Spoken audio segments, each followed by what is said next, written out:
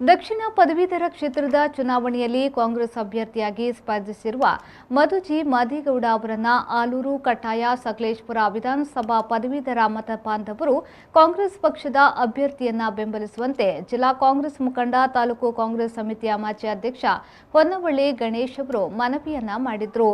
ಸುದ್ದಿಗೋಷ್ಠಿ ನಡೆಸಿ ಮಾತನಾಡಿದ ಅವರು, ಕಾಂಗ್ರೆಸ್ ಪಕ್ಷದ ದಕ್ಷ, ನಿಷ್ಠಾವಂತ, ಹಿರಿಯ ರಾಜಕಾರಣಿಯಾಗಿದ್ದ ಜಿ ಮಾದೇಗೌಡ ಅವರು ರಾಷ್ಟ್ರ ಹಾಗೂ ರಾಜ್ಯದಲ್ಲಿ ಸುಮಾರು 50 ವರ್ಷಗಳ ಕಾಲ ನೆಲ, ಜಲ, ನಾಡು ನುಡಿಗಾಗಿ ತಮ್ಮ ಜೀವನವನ್ನೇ ಮುಡುಪಾಗಿಟ್ಟ ಧೀಮಂತ ನಾಯಕರಾಗಿದ್ದು, ದಕ್ಷಿಣ ಪದವೀಧರ ಕ್ಷೇತ್ರದ ಕಾಂಗ್ರೆಸ್ ಪಕ್ಷದ ಅಭ್ಯರ್ಥಿಯಾಗಿ ಸ್ಪರ್ಧಿಸಿರುವುದು ತುಂಬಾ ಹೆಮ್ಮೆಯ ವಿಚಾರ.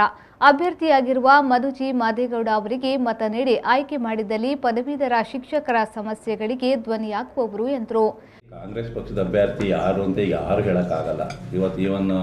ಇವರು ನಮ್ಮ KPCC ಅಧ್ಯಕ್ಷರು ಕೂಡ ಹೇಳಲ್ಲ, ನಮ್ಮ CLP ನಾಯಕರು ಸಿದ್ದರಾಮಯ್ಯನವರು ಕೂಡ ಹೇಳೋಕ್ಕಾಗಲ್ಲ, ಸೋನಿಯಾ ಗಾಂಧಿ, ರಾಹುಲ್ ಗಾಂಧಿಯವರು ಕೂಡ ಹೇಳೋಕ್ಕಾಗಲ್ಲ. ಯಾಕಾಗಲ್ಲ ಅಂತಂದರೆ ಅವ್ರ ಮೇಲೆ ಇರ್ತಕ್ಕಂಥ ವರದಿ ಇನ್ನೂ ಚುನಾವಣೆ ಒಂದು 8 ತಿಂಗಳು 9 ತಿಂಗಳು ಇರೋದ್ರಿಂದ ಸಾರ್ವಜನಿಕರ ಅಭಿಪ್ರಾಯ ಮತ್ತು ಸಾರ್ವಜನಿಕರ ಮತದಾರರ ಅಭಿಪ್ರಾಯ, ಪಕ್ಷದ ಕಾರ್ಯಕರ್ತರ ಅಭಿಪ್ರಾಯ ಇವೆಲ್ಲವನ್ನು ತಿಳ್ಕೊಂಡು ಮತ್ತು ಪೊಲೀಸ್ ಇಂಟೆಲಿಜೆನ್ಸಿ ರಿಪೋರ್ಟು, ಸಾರ್ವಜನಿಕರ ರಿಪೋರ್ಟು, ಮತದಾರ ರಿಪೋರ್ಟ್ ಇವೆಲ್ಲ ಆಧಾರದ ಮೇಲೆ ಟಿಕೆಟನ್ನು ಹೈಕಮಾಂಡ್ ತೀರ್ಮಾನ ಮಾಡುತ್ತೆ. ಕೊನೆಗಳಿಗೆ ಅರ್ಧ ಗಂಟೆ ಇದೆ ಅನ್ನೋಗಳು ಕೂಡ ಯಾರೇ ನಾನು ಕ್ಯಾಂಡಿಡೇಟ್ ಅಂದ್ಕೊಂಡಿದ್ರು ಕೂಡ ಅರ್ಧ ಗಂಟೆಯಲ್ಲಿ ಯಾರ ಮೇಲೆ ಚೇಂಜ್ ಆಗೋಂಥ ಕಾಂಗ್ರೆಸ್ಸಲ್ಲಿ ಪರಿಸ್ಥಿತಿ ಇದೆ.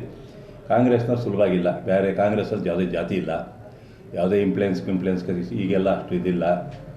ಯಾರು ಜನರಲ್ಲಿ ವಿಶ್ವಾಸ ಮೂಡಿಸ್ಕೊಂಡಿರ್ತಾನೆ, ವಿಶ್ವಾಸ ಇಟ್ಕೊಂಡಿರ್ತಾನೆ, ಜನರಿಗೆ ಕೆಲಸ ಮಾಡ್ತೀನಿ ಅಂತ ಯಾರಿಗೆ ಇರುತ್ತೆ ಅಂಥವ್ರನ್ನ ಗುರುತಿಸಿ ಹೈಕಮಾಂಡ್ ಟಿಕೆಟ್ ಕೊಡುತ್ತೆ.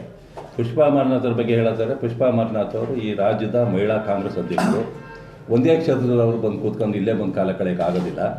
ಅದಕ್ಕೋಸ್ಕರ ಅವರಿಗೆ 224 ಕ್ಷೇತ್ರಗಳಿದೆ. ಅವ್ರಿಗೆ 224 ಕ್ಷೇತ್ರಗಳು ಕೂಡ ನೀವು ಕಾರ್ಯಕ್ರಮ ಮಾಡಬೇಕು ಅಂತ KPCC ಅಧ್ಯಕ್ಷರು KPCCಯಿಂದ ಅವರಿಗೆ ಆದೇಶ ಮಾಡಿದ್ದಾರೆ.